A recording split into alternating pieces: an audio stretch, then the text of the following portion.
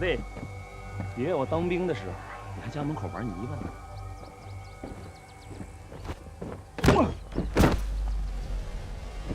还有劲儿吗？这。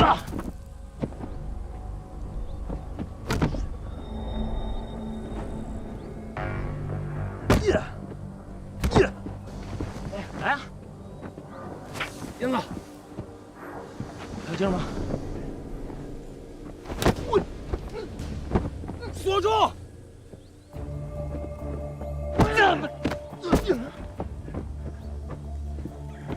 行啊！呀，就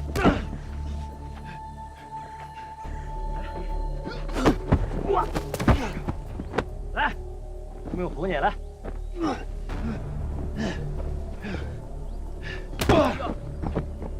叶佩云，挺住！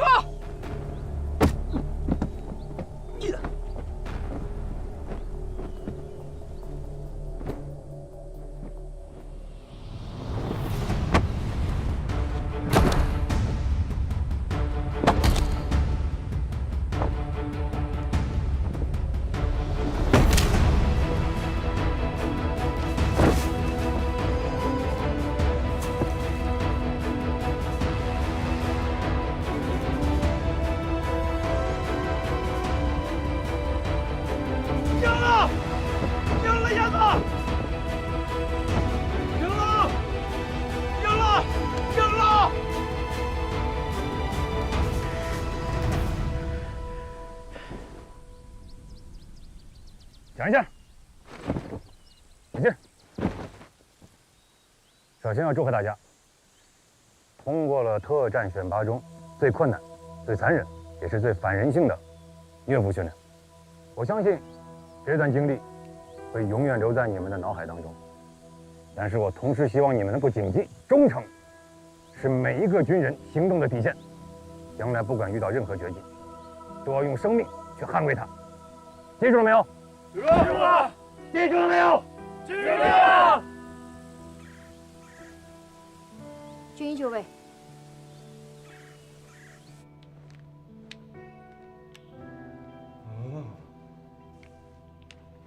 啊，疼！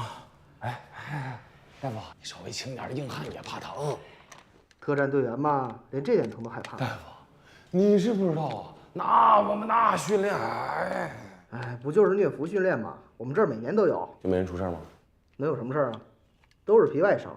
你们不是也被车拖着在泥地里滚了几圈吗？那条路啊，被老兵清理过好几遍了，危险都已经排除了。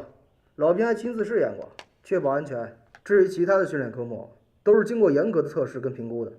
所以你们受的那些心理上的折磨，远胜于身体。大部分人啊，都是被吓的。哦，原来是这样。检查完了，没什么大事，按规矩留院观察。行，下一个。好嘞。老肖，你来吧。不是，我听完大夫这么说，我感觉我好多了。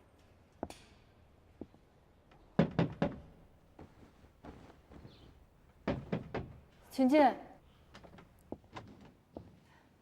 笑笑，哎，冷队，快躺下，快躺下，别起来。您怎么来了？身体怎么样了？都挺好的，休息几天就没事了。您坐呀，冷队，您坐。哎，笑笑，虽然你现在身体还没康复，但我还是要提醒你，在猎豹，女兵要比男兵更加努力，甚至承受更多的痛苦，才能占有一席之地。尤其边境战斗小组会更加凸显。我不怕，我相信自己可以克服所有问题。男兵虽刚，但我们女兵刚柔并济。我对自己有信心。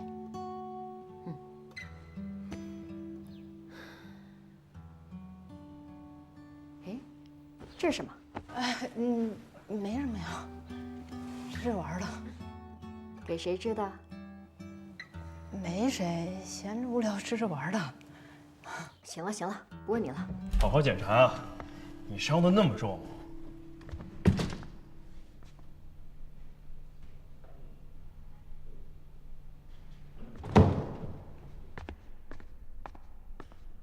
没想到吧，还能见着。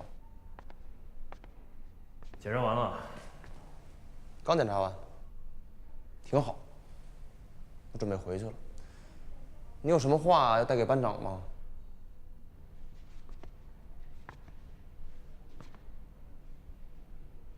帮我祝他一切顺利。好，保证带到。我也有几句话想留给你。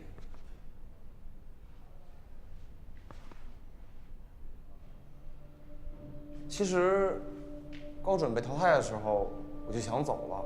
我之所以留下来，只是想证明我不比别人差。你想说什么呀？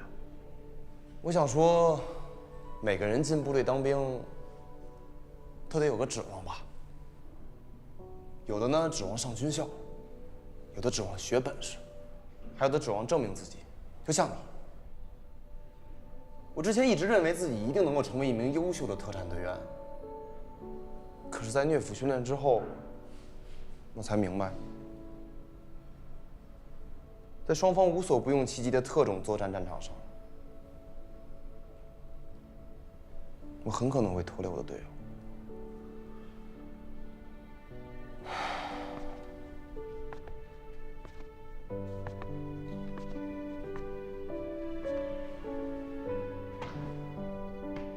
我呢，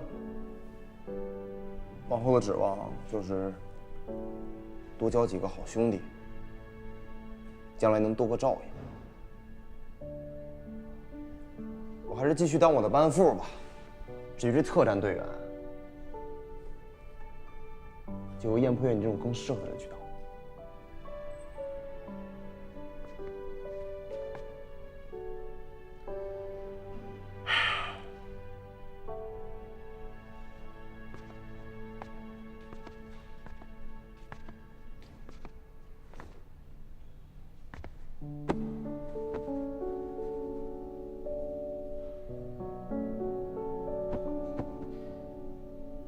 没事。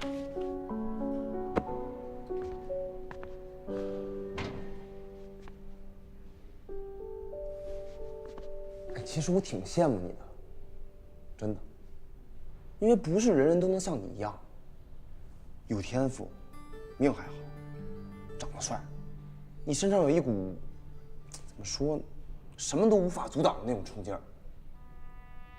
我相信你，你以后一定能够成为一个最强的兵，这点我绝对不会看错的。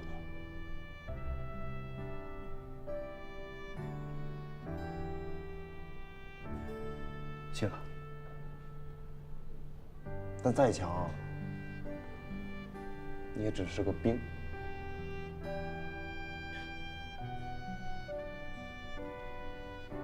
我就想当个兵，能管好自己就行。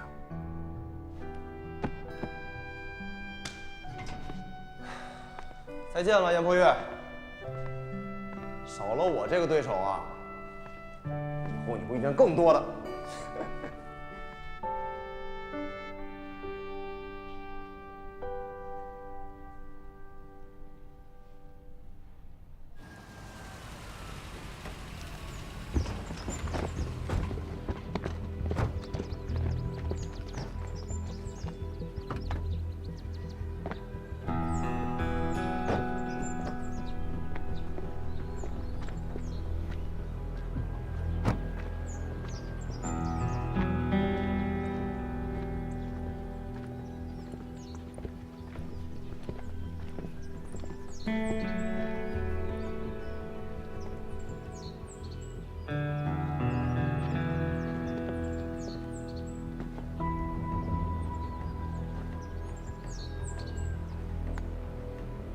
卢等，船老大约坤爸吃饭，只能上去3个。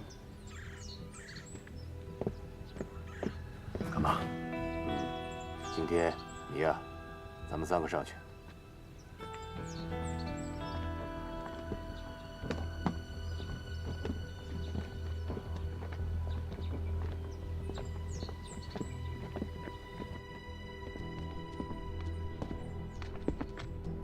大老板，坤爸。哎呀，多年不见，生意兴隆啊！嗨，混个日子吧，跟您比差远了。坤爸，快请坐，请坐。好嘞。坤爸这次来，打算要几个小孩？你现在还在乎赚这些小钱吗？嗨，老本行了嘛。听说你在中国做了一些新生意，物美价廉。先生，您是做边境的，我是销往内地的，咱们之间不冲突的吧？无妨，我只是对新的东西感兴趣。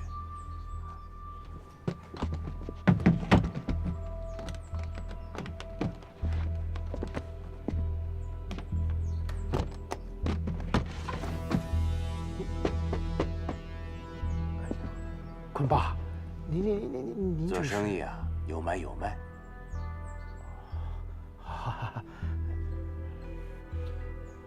快去拿点新猪肉过来。坤爸，精神不错啊。还行。哎。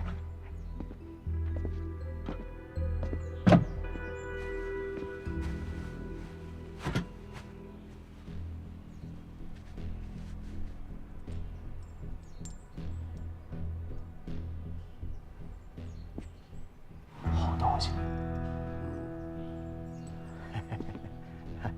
坤爸，咱们这么多年交情了，如果长期合作，价格好商量。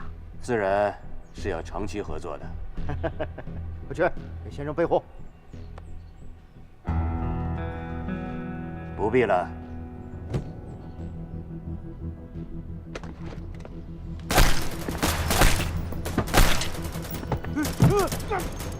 你们黑吃黑呀！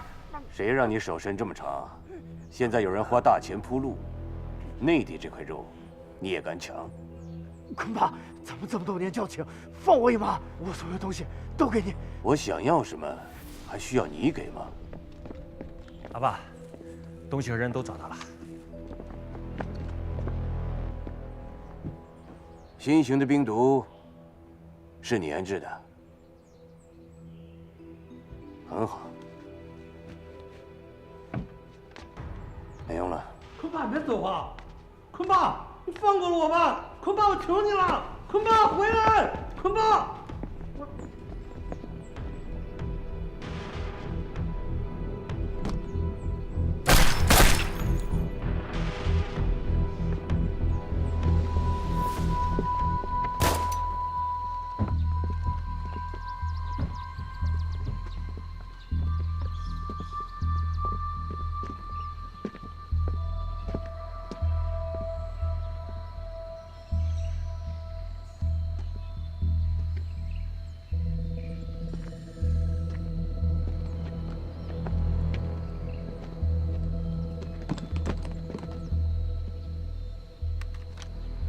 最后杀我。拿着。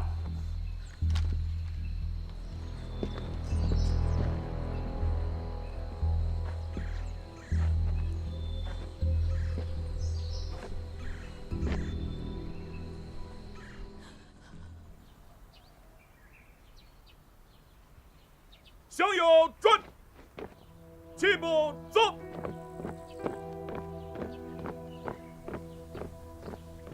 立定，向右转，入队仪式开始。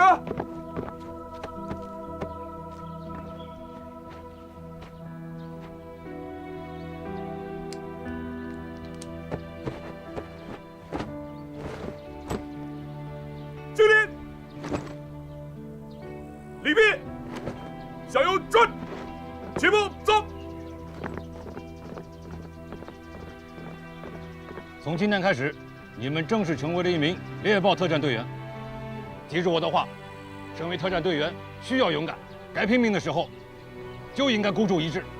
但是当你们上了战场，给自己的第一个信念，不是舍身取义，而是完成任务，活着回来。在训练场上练他个3、5年，就算你们练得再狠，看起来再厉害，你们依然是一个新兵蛋子。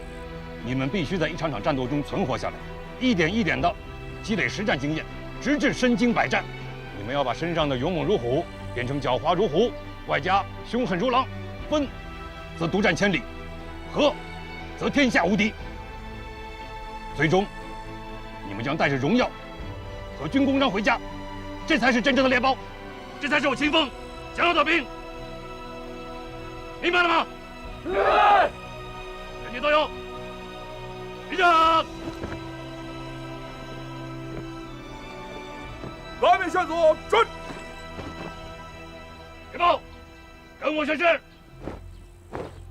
我是武警部队最精锐的特战队员，胸前的徽章就是我的荣耀。我是武警部队最精锐的特战队员，胸前的徽章就是我们的荣耀。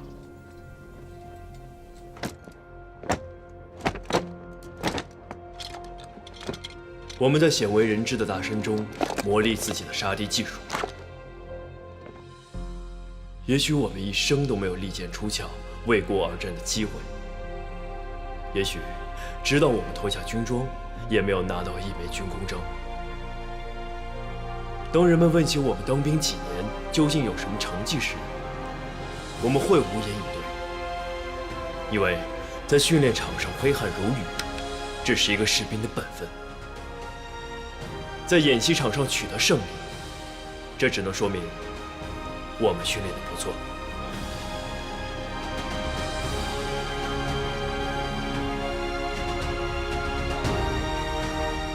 就像那些一直放在武器库中，绝不会主动使用的核武器，它们有的已经封存了几十年，最终都会被逐一销毁，但它们有存在的价值和意义。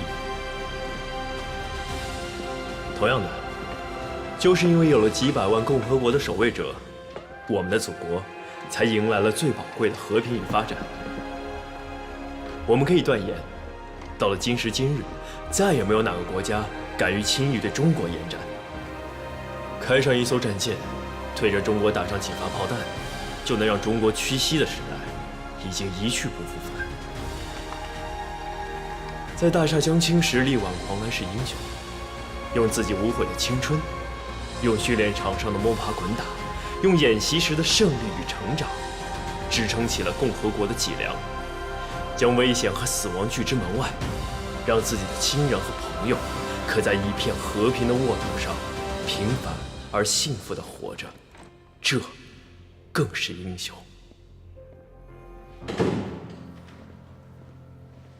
早上好，各位。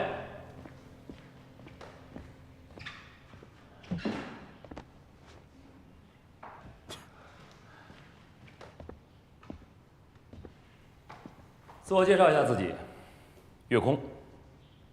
大伙儿都还记得我吧？哎呦，一看见你，我这脑袋又开始疼了。对不起，生死较量，必须拼尽全力。你是用尽全力了，可我并没有。不服啊？可以再比一次。不用了，生死，我跟你们有那么大仇吗？没有。老炮欺负菜鸟，天经地义。老炮发过的誓，也是一诺千金。我就想知道，还算不算数了？输了我以后都听你的，你让我干什么干什么。以后都听你的是吗？可以，但你得先变成一个有脑子的指挥员。我不想因为你的心慈手软，白白的把命丢了。我是好人。不能走，那你说怎么办？举手表决。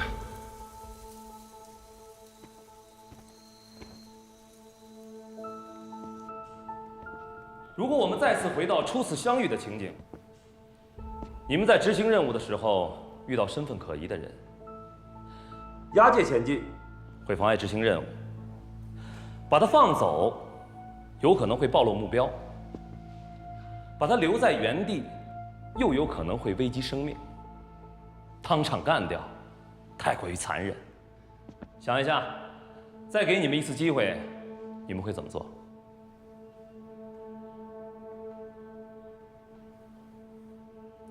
不光是你们，这对于世界上任何一支孤悬敌后的特战小队来说，这样的选择都是不可避免的。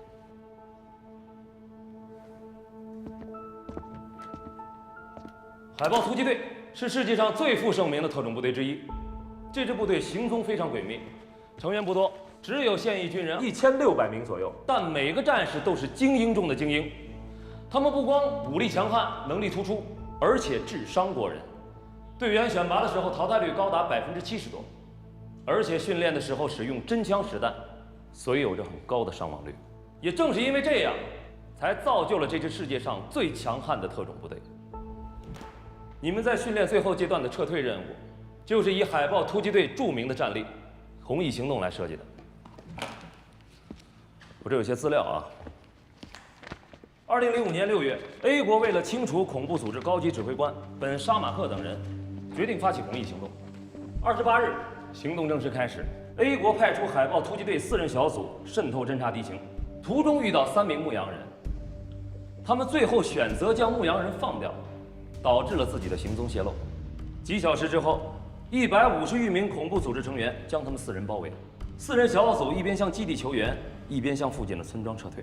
由于所在地为山区，无线电信号很差，小组指挥官在阵亡前的一刻才将求救信号发出，最后只有1名队员生还。A 军基地在接到求救信号后，于当日傍晚派出直升机搭载16名海豹突击队成员前往进行救援。由于行动区连降暴雨，加之天色不好，大雨连绵，救援直升机被设伏的恐怖组织人员击落，机上所有人员全部阵亡。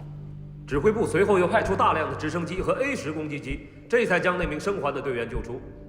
随后几日，指挥部才断断续续地找到全部阵亡人员的尸体。近20名海豹突击队队员阵亡，红翼行动宣告失败。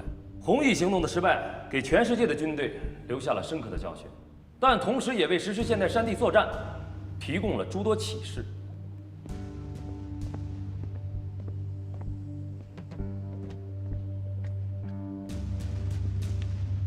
下面我有一个问题要问问大伙儿：假如由你们当中的一员来指挥这次行动，你们会怎么做？想一想。报告。讲。我认为制定行动计划务必周密细致，红翼行动的方案漏洞百出，他们的失败警示我们，在筹划作战行动时，应高度关注3个方面的问题：一是行动方案应力求详尽，大到整个行动体系，小到每名参战人员的具体细节，都不能遗漏。比如，当地连降暴雨，而军方的行动方案对天气情况几乎没有考虑。二是应充分考虑各种突发状况，要有不同的应急预案。如军方在实施第1次营救时，未充分考虑可能被伏击等突发状况，没有可行的应对方案，最终导致机毁人亡。3是行动前需进行实战化的仿真演练，可依托训练基地，通过反复在近似于行动区域的地区进行仿真演练，不断地发现问题、解决问题，使每名参战人员尽可能地熟悉行动细节，减少失误。完毕。走。这战场瞬息万变，哪儿那么多时间演练？大点声，小姐。是。我认为山地作战需重视通讯要素。试想，如果求救信号呢能够早些发出去，或是4人小队可以一直与空中力量保持联系，那么整个战局可能大不一样。这告诉我们，山地作战情况特殊，高山莅临，沟多谷深，对无线电通讯效果影响非常大，对无线电的器材设备性能要求比较高。这启示我们，山地作战必须考虑通讯要素。根据不同的地形地域，选择最适宜的电台、卫星电话、简易通讯器材等通信设备，务必确保通讯畅通。完毕。坐。怎么都是新队员在回答问题啊？老队员呢？这战术早10年前我们就研究烂了，让年轻人说吧。别摆架子，起来说，温故知新。我认为，作战支援保障不能滞后。4人侦察小组自始至终处于孤立无援的境地，基地派出的营救力量也由于机毁人亡，未能得到任何的支援，这些都是致命的失误，都显示出作战支援保障的不力。接到求救信号后，军方明知事发地发生激烈战斗，却并未派出无人机等侦察监视力量进行详细的侦查，并贸然派出特战队员前往救援，且无空中火力护卫支援，因此很容易被设伏的敌人击中。此外，救援直升机坠机后，才再次派出大量直升机，为时已晚，耽误了宝贵的营救时机。这些都显示出作战支援保障的滞后，没有与行动有效衔接、同频共振。还有，行动撤离环节应该引起重视。有了第一次被火箭弹击中而机毁人亡的教训，军方在营救幸存队员撤离时开始有所转变，不仅对营救对象和附近环境进行了细致甄别与勘察，还出动攻击机等空中力量进行支援。这也使得希望在该地再次伏击的敌人未能如愿。军队实践中，撤离行动往往不会引起足够的重视，但事实证明，撤离也是作战行动的重要环节，不容忽视。报告完毕，走。是。说得好啊！我想提醒在座的各位啊，在一切行动中，绝不能忽视人的决定性因素。红翼行动计划制作得非常粗糙，敌情观念非常淡薄，这和军人自身的过度自负、轻敌大意密不可分。随着现代科学技术的高速发展，武器装备更新换代的速度也在不断加快，以及战争形态的不断演变，在未来的战争中，对人的要求只会越来越高。倘若人的因素不能发挥得好，只会导致各种各样的问题出现，甚至会将我方逼入绝境。报告，讲。大队长，我们猎豹和海豹相比，在战斗力上是否有差距？如果有，那这个差距有多大？两支部队谁强谁弱，只有正面交锋才能真正体现。你们很幸福啊，生活在一个和平的国家，没有经历大规模战争的洗礼。但是，国际形势风云变幻，很可能爆发突然的战争，甚至是局部冲突。到那个时候，我们就能够展示和验证自己的战斗力。如果我们没有对比，那目标在哪里？白龙到，告诉他是。最强大的对手，永远都是昨天的自己。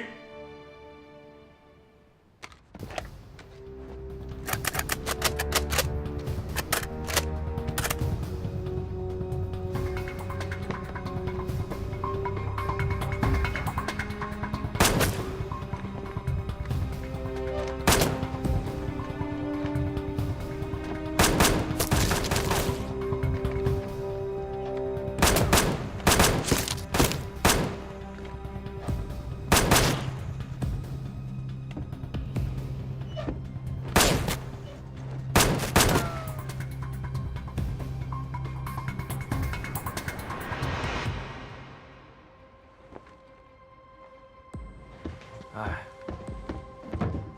老吕，说，待会儿再来一把。来一把可以，但是输我得认啊。我输了吗？误伤了人质，你说输没输？那就输了。哎，我问你啊，这么一直输下去，对你有什么好处？好处多了。哎，你等会儿，你等会儿。训练输啊，考核也输，1个多月过去了，你的成绩在干部里都快垫底了，你知道吗？怎么着？想发扬精神是吧？想让我们每个人都顺利的赢是吧？哎，自家人嘛，只要不是敌人，谁赢我都无所谓。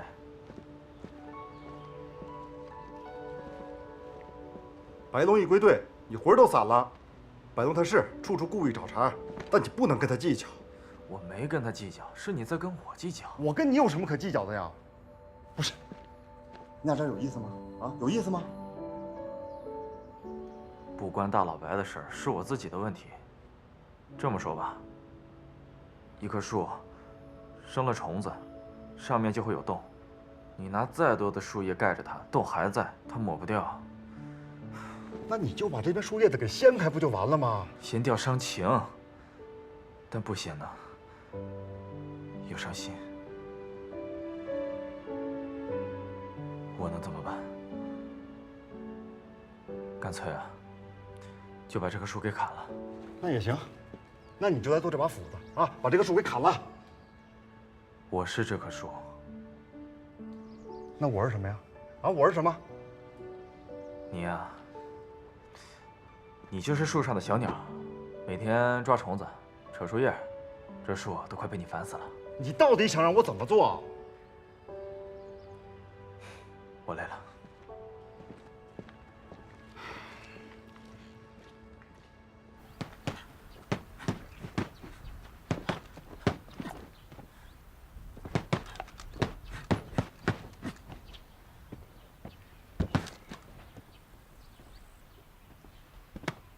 看什么？想和你请教。现在是战友了，混吧。你是怎么练成现在这样的？执行过任务吗？执行过。杀过人吗？杀过。想过死吗？没有。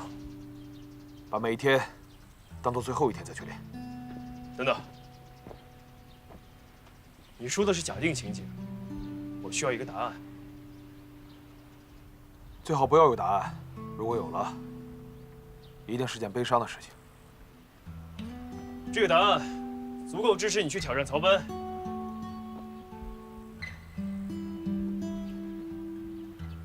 它不是答案，是起因。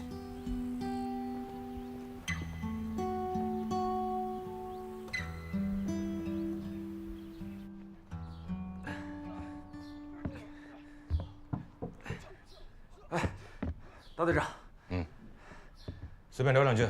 啊，走。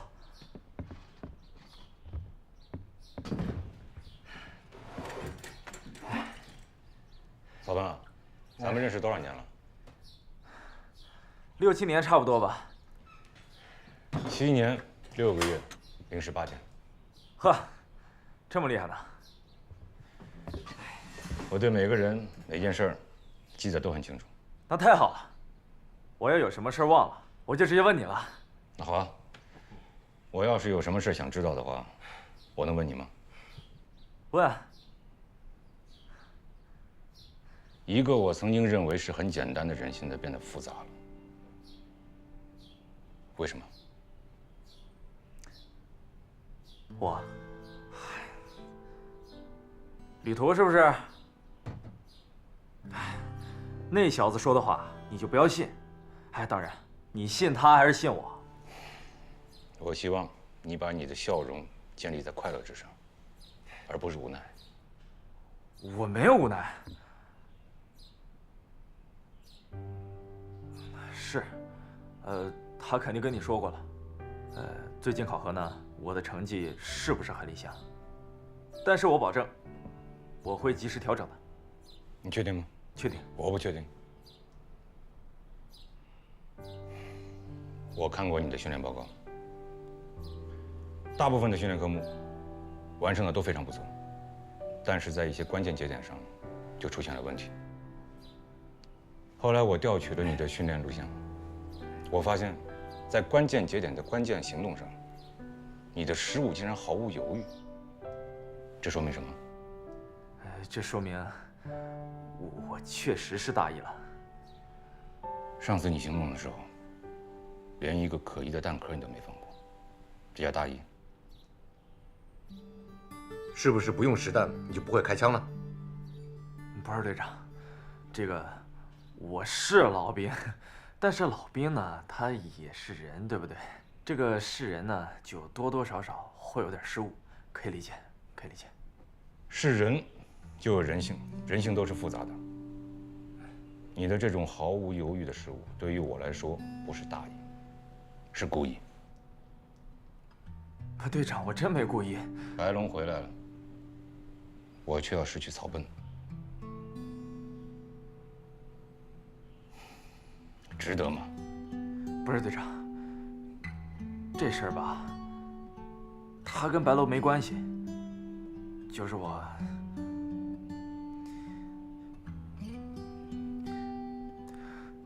我有点累了。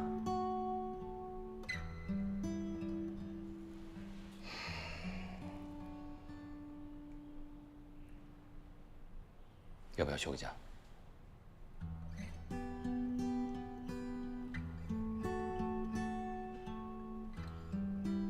队长，你有没有觉得，你们之前都对我太好了？但也许白龙，他那个样子，才是对的。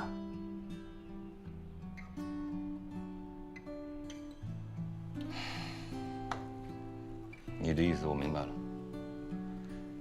在这件事情上，任何人都无法从你的角度去体会。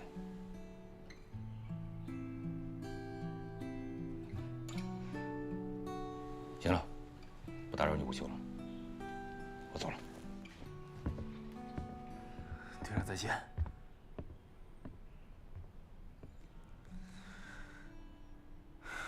我们猎豹突击队在执行常规任务时，通常分小队行动，所以经中队党支部研究决定，先将你们5人编为猎豹突击队第1大队第9作战小队。由于这个小队的编制通常为8人，而你们呢只有5人，所以我特地为你们挑选了3名老队员加入到你们当中。马良到，爆破专家，曾经成功拆卸过上千件的爆炸物。穆青到。军医大学毕业的高材生医学硕士，岳空到。这位不用多给你们介绍了吧？在此之前呢，你们已经打过多次交道，他也给你们整得够呛。岳空也是我们猎豹突击队最资深的狙击手。报告。讲。那我负责什么？你是狙击观察员，你负责狙击观察，与岳空配合。怎么了？有问题吗？服从安排。我想想。到。出列。是。到底有没有问题？没有。我们这里是作战部队，如果没有问题的话，就把你的情绪给我收起来。都给我听着，你们适合什么样的位置，都是经过我们严格的甄选还有评比，最终得出的结果。如果有不满意的，现在就可以走人。都给我记住了，在小队作战中，个人情绪会给集体带来不可估量的影响，都听明白了吗？明白。我想想，你明白了吗？明白。大点声。明白。入列。是。岳空到，穆青到，马良到，入列。是。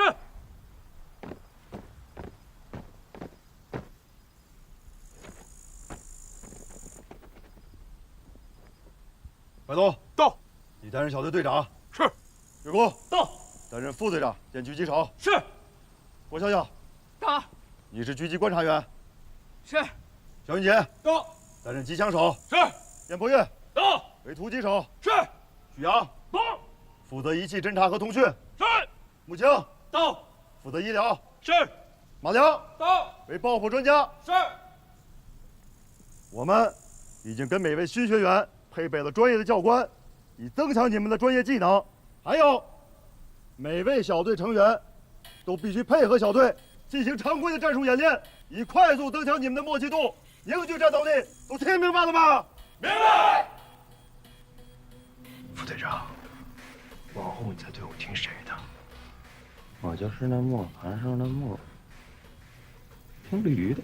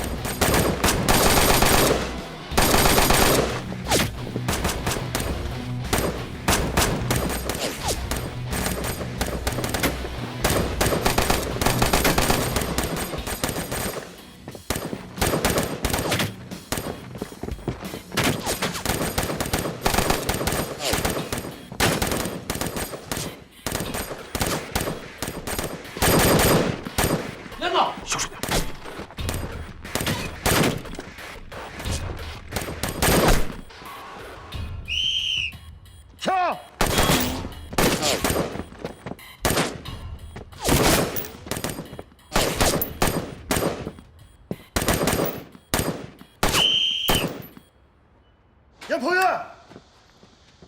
到，知道自己在干什么吗？啊，擅自行动，1半多都被你害死了。报告，白人小队不够灵活，突进速度太慢，为了达到突袭的效果，战前顾后只会影响速度。在战场上，你的敌人会是这些人吗？会对你们手下留情吗？会吗？